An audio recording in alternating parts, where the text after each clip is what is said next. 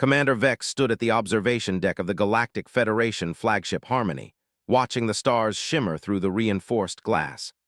As the senior military advisor to the Federation Council, she had seen many wonders across the galaxy, but today felt different. Her communication device buzzed with an urgent message from the bridge.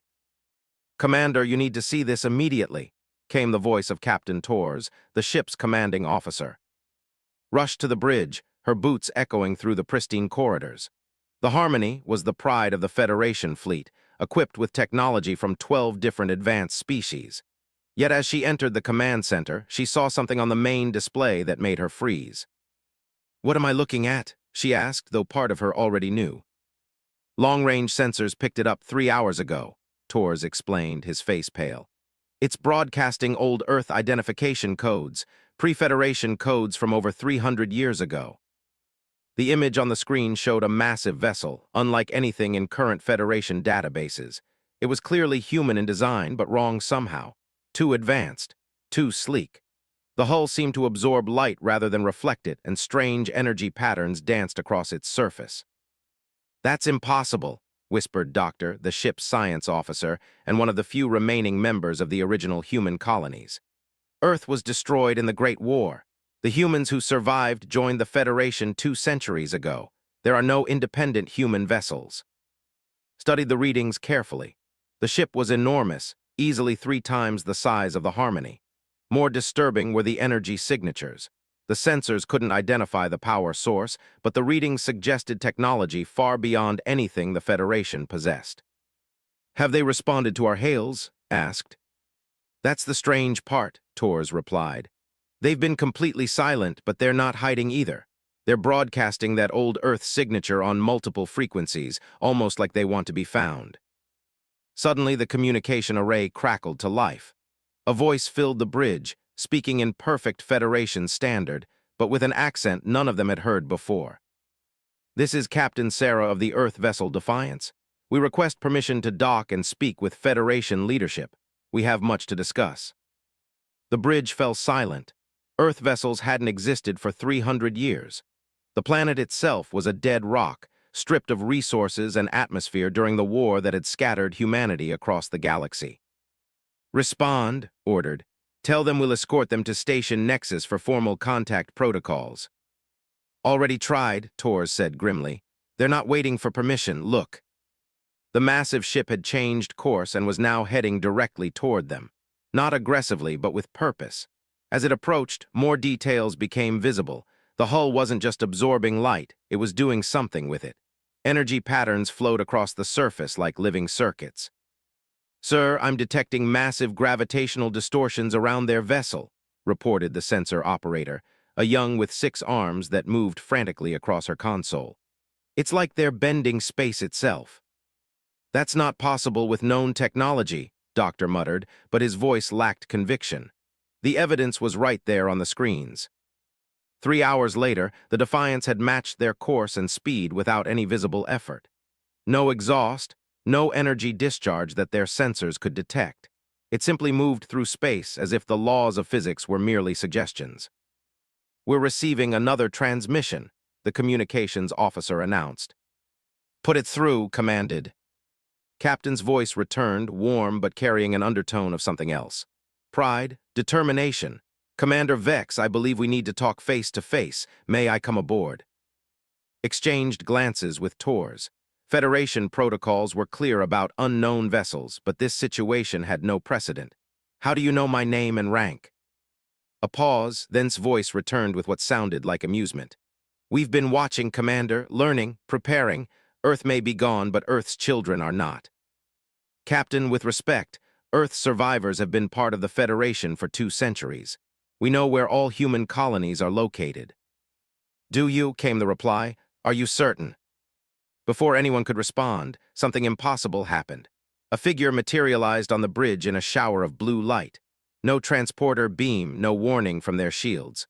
One moment the space was empty, the next, a woman in a black uniform stood before them. Captain Sarah looked exactly like a human, but something was different. Her eyes held depths that seemed impossible, and when she moved, it was with a grace that suggested enhanced capabilities. She smiled at their shocked faces. Apologies for the dramatic entrance, she said calmly. But we've found that sometimes old friends need a demonstration to take you seriously. His hand moved instinctively toward her weapon, but made no threatening moves. Instead, she looked around the bridge with what appeared to be genuine curiosity. Impressive vessel, noted.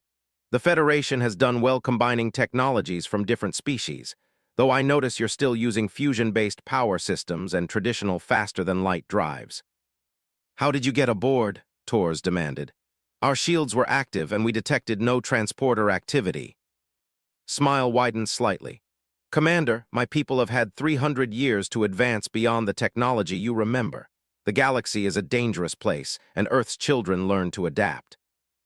Doctor stepped forward, his scientific curiosity overcoming his shock. You're claiming to represent survivors from Earth, but the planet was rendered uninhabitable. The Federation rescue operations found no one. The Federation found who we wanted them to find, replied. Those who wished to integrate to become part of something larger, but some of us had different ideas about humanity's future. She moved to the main display, studying the tactical readouts with professional interest. May I? Without waiting for permission, she touched the console. Immediately, the display changed, showing detailed schematics of both ships. That's classified information, Torres protested. Not anymore, said mildly. Commander Vex, I'm here to deliver a message. The galaxy is about to face a threat that will require every advanced civilization to work together. The Federation is strong, but it's not strong enough alone. What threat? Asked, though something cold was forming in her stomach. Gestured to the display, which now showed a star map extending beyond known Federation space. 3 months ago, our long-range scouts detected massive fleet movements in the Void sector. Ships using technology that makes both of our vessels look like children's toys. They're systematic, ruthless, and they're heading this way. The bridge crew exchanged worried glances. The Void sector was unexplored space beyond the galaxy's outer rim, considered too dangerous and resource-poor to investigate. How do you know this? Pressed. Because we've been fighting them for the last 50 years, replied grimly. Hit-and-run tactics, delaying actions, anything to slow their advance, but they adapt quickly and they're learning our tactics. She turned to face the assembled officers directly. Commander, the Federation has perhaps 18 months before the advance scouts arrive, maybe 2 years before the main force. You're not ready. And you are, Torres challenged. His expression grew serious. We've had to be. 3 centuries of preparing for the worst, developing weapons and defenses the Federation never dreamed necessary. We've become something more than human, something designed for survival in a hostile universe. Show us, said quietly. Nodded and touched her wrist device. The main screen changed again, now displaying images that made everyone on the bridge step back involuntarily. Massive battle scenes filled the display. Ships locked in combat with vessels of impossible design, weapons firing beams of energy that tore through space itself, and in the center of it all, human ships that moved and fought like living things. The enemy calls themselves the Devourers, explained as the images played. They consume entire star systems, converting matter and energy into their war machines. They've already taken 17 systems in the outer rim. Why haven't we detected any of this? Doctor asked. Because we've been containing it, replied. But containment is failing. They're too strong, too numerous. We need allies with industrial capacity and established infrastructure. We need the Federation. The images shifted to show human vessels unlike anything in Federation databases. Ships that seemed to flow rather than fly, weapons that bent reality itself, soldiers in armor that moved like liquid metal. What have you become? Whispered. Looked at her directly, and for a moment her human facade slipped slightly. Her eyes glowed with inner light, and her voice carried harmonics that spoke of fundamental changes. We became what Earth's children needed to become to survive, she said. We embraced technologies the Federation considered too dangerous. We modified ourselves, our ships, our entire civilization. We became the sword and shield humanity needed. She gestured to her own ship visible through the observation windows. The Defiance isn't just a vessel, Commander. It's a living thing, grown as much as built. Our crews don't just operate their ships, they bond with them. Our weapons don't just fire energy, they manipulate the fundamental forces of reality. That sounds like dangerous territory, Tors said carefully. Everything about survival is dangerous, replied. But the alternative is extinction. The devourers don't negotiate, don't take prisoners, don't show mercy. They simply consume and move on. She moved back to the center of the bridge. I'm here to offer an alliance. Earth's children will share their advanced technology and tactical knowledge. In return, the Federation provides industrial support, personnel, and a staging area for the coming war. The Federation Council will need to evaluate any such proposal, said diplomatically. Nodded, of course, but time is not our ally, Commander. Every day of delay costs lives and gives the enemy more time to adapt. She paused, looking around the bridge once more. I'll be departing now, but the Defiance will remain in your vicinity. When you're ready to see what we're offering, signal us. Wait, called out. How many of you are there? How many ships? Smiled, but there was sadness in it. Fewer than there were, more than the enemy expects, enough to matter if we're not fighting alone. The blue light began to form around her again. Commander, tell your superiors that Earth's children remember their cousins in the Federation. We never forgot where we came from or who we once fought beside. But we've become something new, something necessary. The question is whether the Federation is ready to accept what we've become. The light intensified, and she was gone, leaving only the faint scent of ozone and the echo of words that would change everything.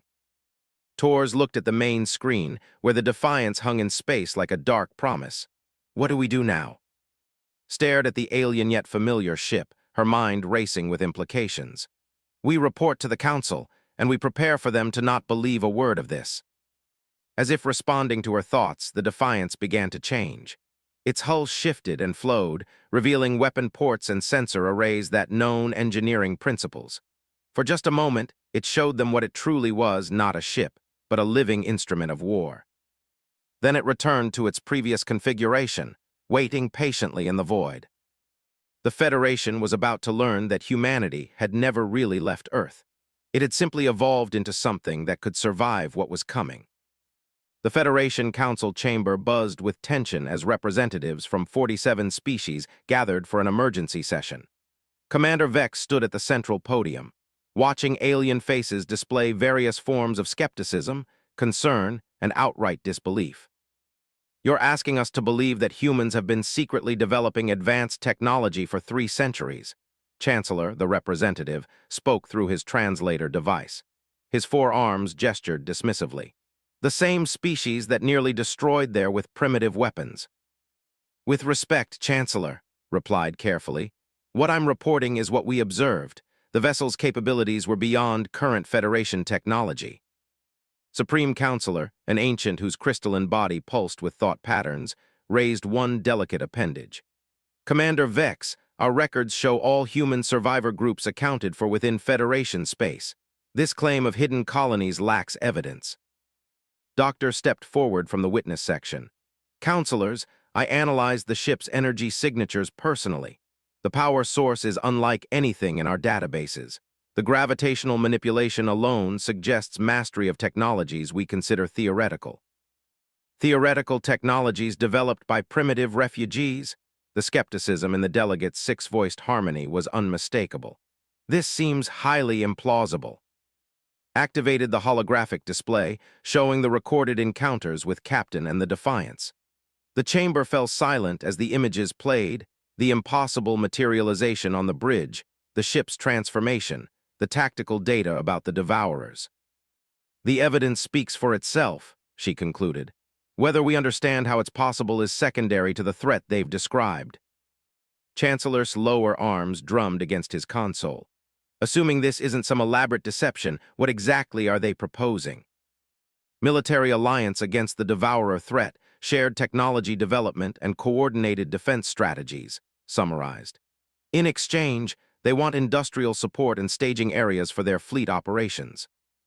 A new voice cut through the murmur of discussion. Has anyone considered that this might be the threat? The chamber turned toward the speaker, General, the Federation's highest-ranking military officer and one of the few humans present. His weathered face showed deep concern. General, Supreme Counselor prompted. Stood, his dress uniform carrying decades of campaign ribbons. 300 years ago, humanity split into 2 groups after Earth's destruction. Those who joined the Federation accepted integration, shared governance, peaceful cooperation.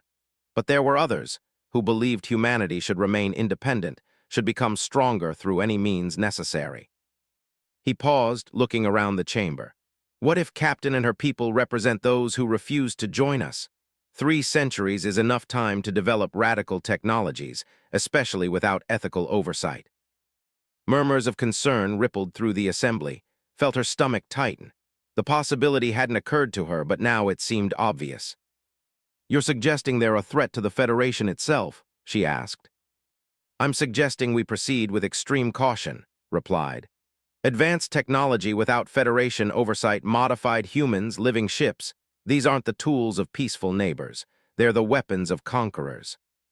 Supreme Counselor's crystal form brightened with deep thought.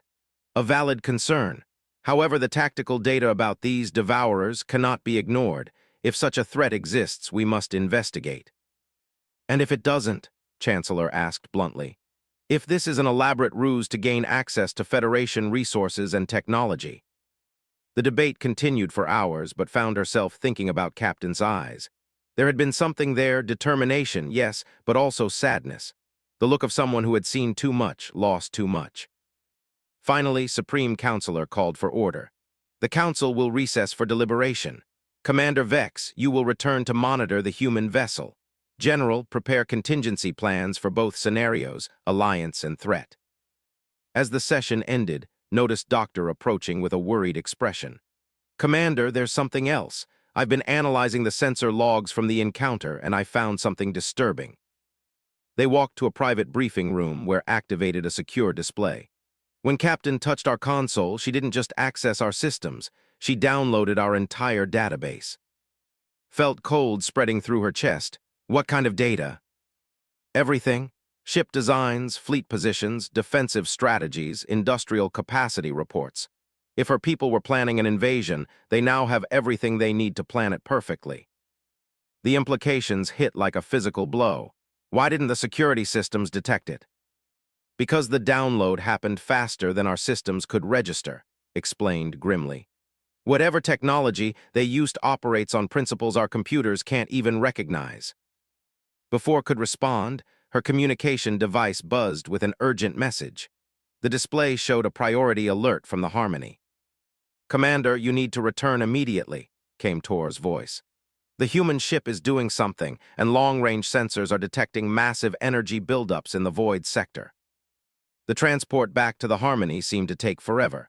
When finally reached the bridge, she found the crew in a state of controlled panic. "Report," she ordered. "The Defiance began transmitting encrypted signals 3 hours ago," Tors explained rapidly. "High-energy, directed transmissions toward the void sector. 30 minutes later, our long-range sensors started detecting response signals." "Response signals?" "Multiple sources, Commander. At least 12 distinct transmission origins, all from beyond Federation space. And they're getting stronger." Studied the tactical display, watching as signal indicators appeared at the edge of their sensor range. "Have you tried to decode the transmissions?" "We tried," the communications officer replied. "But the encryption is beyond our capabilities. It's like they're using mathematical principles we haven't discovered yet." "Sir, incoming transmission from the Defiance," the same officer announced. "Put Captain through." The main screen flickered and face appeared, but something had changed. Her expression was grimmer, more urgent. "Commander Vex, I apologize for the abrupt contact, but circumstances have accelerated our timeline. My scouts have confirmed Devourer advance forces are moving faster than anticipated. Captain, our sensors are detecting your communications with multiple sources. Can you explain?" Nodded. "I'm calling in the fleet. The advanced scouts I mentioned are only 18 light-years away and closing fast. We have perhaps 72 hours before they arrive." "How many ships?" asked, though she dreaded the answer. "The advance force, approximately 300 vessels. The main fleet behind them numbers in the thousands." The bridge fell silent. The entire Federation fleet comprised fewer than 800 ships. "Captain, I need to ask you directly, is this threat real? Or is this an invasion force under your command?" His expression shifted, showing what might have been hurt. Commander, in approximately 1 hour, your long-range sensors will detect the Devourer scouts. When that happens, you'll understand why we've spent 3 centuries preparing for this day. The transmission ended abruptly. Tors looked at with barely contained fear. Commander, what are your orders? Stared at the tactical display, weighing impossible decisions. If was lying, the Federation was about to face an unstoppable human fleet armed with incomprehensible technology. If she was telling the truth, something worse was coming. Maintain position but prepare for combat, she ordered. And get me a priority channel to Federation Command. Tell them we need every available ship here immediately. Sir, look at this, the sensor operator called out. Her voice was tight with stress. I'm detecting massive gravitational distortions at the edge of the system. New contacts began appearing on the tactical display. Ships, but unlike anything in Federation databases. They moved in perfect formation, their hulls absorbing sensor sweeps and deflecting active scans. How many? Asked quietly. I count 47 vessels so far, with more appearing every few minutes. The Defiance moved suddenly, accelerating toward the newcomers without any visible propulsion signature. As it approached, the other ships began to change formation, revealing their true numbers. Sir, I'm now reading over 200 human vessels, the sensor operator reported, and they're still coming. Captain's voice filled the bridge again, but this time it carried the tone of absolute command. All Federation vessels, this is Admiral of the Earth Defense Fleet. Prepare for incoming enemy contact. Devourer scouts have entered the system. Admiral, Tors whispered. On the far edge of their sensors, new contacts appeared. These moved differently, not with the fluid grace of the human ships, but with mechanical precision that spoke of artificial intelligence and overwhelming purpose. Sir, the Devourer ships are massive, the sensor operator reported. Each one is approximately the size of a Federation battle station. Watched as the human fleet moved to intercept positions. Whatever their true intentions, they were placing themselves between the Federation ships and the approaching threat. Admiral, this is Commander Vex. What are your tactical recommendations? Stay back and observe, came the immediate reply. Your ships aren't equipped for this level of combat. We'll handle the advanced scouts, but you need to see what you're facing. The first Devourer ship came into visual range and understood immediately why the humans had spent 3 centuries preparing. The vessel was organic in appearance, covered in what looked like living armor that shifted and flowed. Weapon ports opened like mouths, revealing energy systems that made space itself ripple with distortion. My God, whispered Doctor, it's harvesting energy from the stellar wind. The lead human ship opened fire first, but it wasn't weapons in any traditional sense. Space around the Devourer ship simply collapsed, creating gravitational shears that should have torn the vessel apart. Instead, the alien ship adapted, its living hull flowing around the distortions. The human weapons are manipulating space-time itself, Tors observed in amazement. How is that possible? 3 centuries of evolution under pressure, replied grimly. They weren't kidding about becoming something more than human. The battle unfolded with terrifying beauty. Human ships moved like schools of fish, their formations flowing and adapting in real time. Their weapons bent reality, creating attack patterns that existed in multiple dimensions simultaneously. But the Devourers were adapting too. Each attack that succeeded was less effective the second time. Their hulls learned, evolved, became resistant to whatever had damaged them before. Sir, I'm detecting something else, the sensor operator called out. The Devourer ship is scanning our vessel, deep scans analyzing our technology. Raise shields, ordered, but she suspected it was too late. Whatever the aliens had learned, they had learned it in seconds. The human fleet pressed their attack, but the single Devourer ship was holding against 24 advanced vessels. Worse, it was broadcasting everything it learned to ships beyond sensor range. Admiral's voice crackled through the comm system, strained but determined. Commander Vex, you've seen enough. These are scout ships gathering intelligence for the main force. We can destroy this one, but it will cost us, and they'll learn from every weapon we use. What do you need from us? Right now, get word back to the Federation Council. Tell them the threat is real, and tell them we're humanity's best hope of survival. All of humanity. The battle reached its crescendo as the human ships coordinated a final assault. Reality twisted around the Devourer vessel as gravitational weapons, energy manipulators, and technologies couldn't even categorize struck simultaneously. The alien ship's defenses held for a moment that stretched like eternity. Then its living hull began to collapse, imploding into a singularity that consumed the vessel and everything within 1,000 kilometers. When the light faded, only the human fleet remained. But knew this was just the beginning. 6 months after the first encounter, the Federation had transformed into something unrecognizable. Joint Human Federation shipyards operated around the clock, producing vessels that combined traditional Federation engineering with the revolutionary biotechnology of Earth's children. Commander Vex, now Admiral Vex, stood on the command bridge of the Unity, a hybrid vessel that represented the best of both civilizations. Half of her crew was Federation-born, the other half were the enhanced humans from the hidden colonies.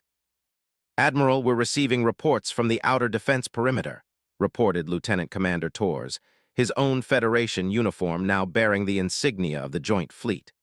"Devourer main force is 3 days out from the Sigma system." Nodded grimly. The past months had been a crash course in terror and wonder. The Federation had learned that the hidden human colonies numbered in the dozens, scattered across uncharted space and developed beyond recognition.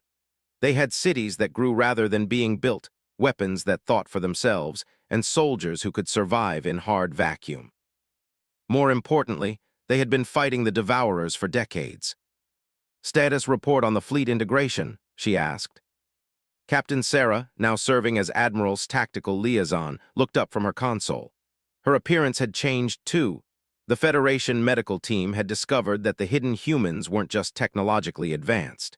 They had modified themselves at the genetic level, becoming stronger, faster, and capable of interfacing directly with their biotechnology. "Integration is proceeding better than expected," reported.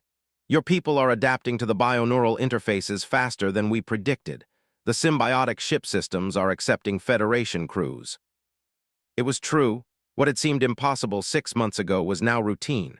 Federation officers piloted ships that were partially alive, their thoughts directly linked to navigation, weapons, and defensive systems. In return, they had provided the hidden humans with something equally valuable, the industrial might and resources of 47 allied worlds. "Admiral Vex," came a new voice from the communication system. "This is Admiral aboard the Defiance. We need to discuss final preparations for the Sigma defense." "On my way," replied. She turned to Torres. "You have the bridge. If anything changes, I want to know immediately." The transport between ships used a technology that still made heads spin. Instead of traditional shuttles, the human ships could extend living tunnels through space, creating temporary connections between vessels. It was faster and more secure than anything in Federation science. The Defiance had grown since their first meeting. The ship now stretched nearly 8 kilometers in length, its hull covered in what the humans called bioarmor, living metal that could adapt to any attack and repair itself within minutes. Admiral Sarah met her in the strategy room, along with representatives from both fleets. But it was the holographic display at the center that drew everyone's attention. "Show them," ordered. The display activated, revealing a 3-dimensional map of local space. Red indicators showed the approaching Devourer fleet, and the numbers were staggering. 4,637 vessels, announced grimly, each one capable of consuming an entire world and converting its mass into more ships. General, who had become the Federation's primary liaison to the human forces, studied the tactical data. "Our combined fleet numbers 850 vessels. Even with the new technology, those odds are impossible." "Not impossible," corrected, "just very, very difficult." She gestured to the display, which zoomed in on the Sigma system. "We're not trying to win a traditional battle, General. We're trying to break their adaptation cycle." Doctor, now serving as Chief Science Officer for the Joint Fleet, leaned forward with interest. "Explain." "The Devourer's greatest strength is their ability to adapt to any attack," continued. "But adaptation takes time, even for them. If we can hit them with enough different attack types simultaneously, we can overwhelm their adaptation protocols." The display changed to show a complex battle plan involving multiple fleet elements. The Federation fleet will engage using traditional weapons, plasma cannons, torpedo spreads, energy beams. The Devourers will adapt to these quickly within minutes. That sounds like a suicide mission, observed darkly. It would be if that was the entire plan. The expression grew fierce. While they're adapting to Federation weapons, our bioships will attack using gravitational manipulation, dimensional rifts, and reality distortion weapons. Technologies so far beyond their experience that adaptation will take hours instead of minutes. Admiral Vex studied the tactical projections, and while they're trying to adapt to both weapon types, we hit them with the third wave, smiled grimly. Hybrid vessels using weapons that combine both technologies in ways that create entirely new attack patterns, weapons that change their fundamental nature mid-attack. The room fell silent as the implications sank in. It was audacious, desperate, and possibly brilliant. There's one more element, added quietly. Something we've never used before because the cost is too high. She activated another section of the display, showing a single ship design that made everyone in the room step backward involuntarily. It was massive, organic, and somehow wrong to look at. The Genesis announced, our ultimate weapon, a ship designed to rewrite the fundamental laws of physics in localized space. That's impossible, Doctor whispered. No, it's expensive, corrected. Every time we use it, it consumes the life force of its crew. They don't die exactly, but they become something else. Something that exists partially outside normal spacetime. The weight of sacrifice hung heavy in the room. Admiral Vex felt the burden of command settle on her shoulders like lead. How many crew members? She asked quietly. 50,000, replied. Volunteers all, they know what they're signing up for. And if we don't use it? Gestured to the red indicators covering the tactical display. The Devourers reach Federation space in 18 months. Conservative estimates suggest total galactic consumption within a century. The debate that followed was intense but brief. When faced with extinction, even the most terrible choices became simple. 3 days later, the combined fleet took position in the Sigma system. Admiral Vex commanded from the Unity, while Admiral directed the human bioships from the Defiance. The Genesis hung in space like a dark prophecy, its crew already beginning their transformation. Enemy fleet dropping out of faster-than-light travel, reported the sensor operator. Range, 12 million kilometers and closing. The Devourer fleet was even more terrifying up close. Their ships moved with mechanical precision, but the hulls rippled with organic life. They were neither purely biological nor technological. They were something that consumed both and made them into tools of conquest. All Federation vessels, commence attack pattern Alpha, Admiral Vex ordered. The traditional weapons opened fire first. Plasma streams, quantum torpedoes, and particle beams lanced across space, striking the leading Devourer vessels. For a moment, it seemed to work. Ship after ship took damage, their living hulls punctured and bleeding atmosphere. Then the adaptation began. Their hulls are changing, Doctor reported. Developing resistance to energy weapons, effectiveness dropping rapidly. Initiate attack pattern Beta, Admiral commanded. The human bioships revealed their true nature. Space itself twisted around their weapons, creating gravitational anomalies that crushed Devourer vessels like paper. Reality bent and warped as dimensional weaponry tore holes in spacetime itself. But even this only worked for minutes before the enemy began adapting. Pattern Gamma, all hybrid vessels, both admirals commanded simultaneously. The combined attack was unlike anything either fleet had used before. Weapons that shifted between energy and gravitational effects mid-flight, torpedoes that existed in multiple dimensions simultaneously, defensive systems that created localized time distortions. The Devourer fleet reeled under the assault. Hundreds of ships were destroyed or crippled, but there were thousands more, and they were learning from each attack. Admiral, came a transmission from the Genesis. This is Captain Martinez. We're ready for final protocol, on your order. Admiral Vex looked at Admiral, seeing her own grim determination reflected in the other woman's eyes. Execute final protocol, they ordered together. The Genesis began to change, not just its hull but the space around it. Reality became fluid, malleable. The ship's crew, their consciousness expanded beyond human limits, reached out and touched the fundamental forces of the universe. What happened next? Description. The laws of physics simply stopped applying in a sphere around the Genesis. Devourer ships found themselves unable to move, unable to fire, unable to exist in the normal sense. But the effect was spreading. The wave of altered reality was consuming everything in its path, friend and foe alike. All ships, emergency, retreat to minimum safe distance, Admiral Vex ordered. The combined fleet pulled back as the wave expanded, watching as nearly a third of the Devourer force simply ceased to exist in any meaningful sense. But it wasn't enough. Admiral, reported the sensor operator, the remaining Devourer ships are adapting to the reality distortion. They're beginning to move again. Admiral's voice crackled through the communication system, strained but determined. Admiral Vex, we need to evacuate. Now, what the Genesis has done, it can't undo. That region of space will be uninhabitable for centuries. What about the crew of the Genesis? A pause, then's voice returned, heavy with loss. They're not crew anymore, they're guardians. They'll hold this position, keeping the reality distortion stable, preventing it from spreading. As the combined fleet retreated, Admiral Vex watched the tactical display. The reality wave had destroyed over 1,000 Devourer ships, but 3,000 remained. They were regrouping, adapting, preparing to continue their advance. But something had changed in their formation. They were proceeding more cautiously, sending scouts ahead, maintaining greater distances between ships. They're afraid, Admiral Vex realized. Admiral's voice confirmed her observation. For the first time in their expansion, they've encountered something that can truly threaten them. They'll be more cautious now, more vulnerable to traditional tactics. Is it enough? No, admitted. But it's a start. We've proven they can be stopped and we've bought time.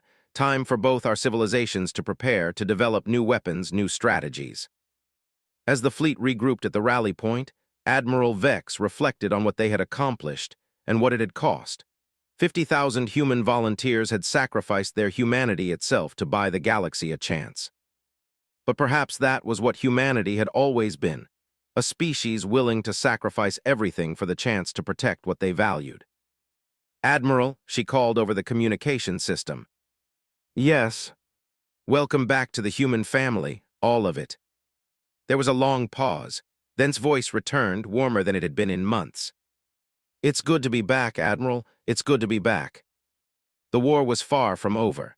The Devourers still outnumbered them 3-1, and they were adapting to every tactic used against them. But for the first time since the threat had been revealed, there was hope. Humanity had returned to the galaxy, transformed and ready for whatever challenges lay ahead. And they had brought gifts, terrible, wonderful gifts that might just be enough to save everything they held dear. The stars held their breath, waiting to see what Earth's children would become next.